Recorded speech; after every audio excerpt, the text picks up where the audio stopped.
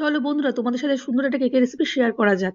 দেখো, একটা mixer grinder বোল নিয়ে নিয়েছি, পরিমাণ মতো ময়দা নিলাম, পরিমাণ মতো চিনি, নিয়েছি বেকিং সোডা, বেকিং পাউডার নিয়ে প্রত্যেকটা ইনগ্রিডিয়েন্টস কিন্তু সুন্দর করে ব্লেন্ড করে নিলাম।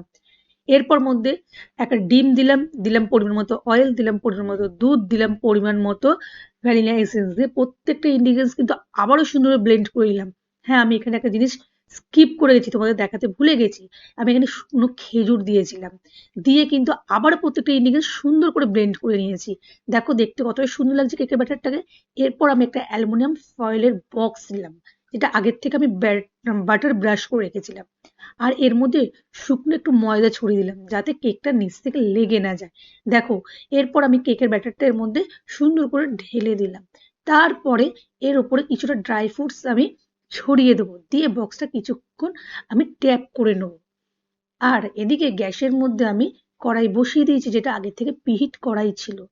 তারপরে একটা লোহার স্ট্যান্ড বসিয়ে দিলাম, দিয়ে অ্যালুমিনিয়াম বক্সটা কিন্তু বসিয়ে দিলাম। আর একটা স্টিলের ঢাকনা কিন্তু এই সময় উপর থেকে ঢাকা দিয়ে দিতে হবে, তাহলেই রেডি হয়ে যাবে কেক। কিন্তু হ্যাঁ, এখানে মনে রাখতে হবে 20 থেকে 25 মিনিটসের জন্য কিন্তু কেকটা রাখতে হবে গ্যাসের ওপরে। আর এই সময় গ্যাসের ফ্লেম থাকবে একদম লো, কোনো প্রকারই কিন্তু হাই করা যাবে না, তাহলেই কিন্তু কেকটা নিচ থেকে পুড়ে যেতে পারে। একটা সুন্দর কেক কিন্তু এভাবে তোমরা বাড়িতে তৈরি করেই দিতে পারো।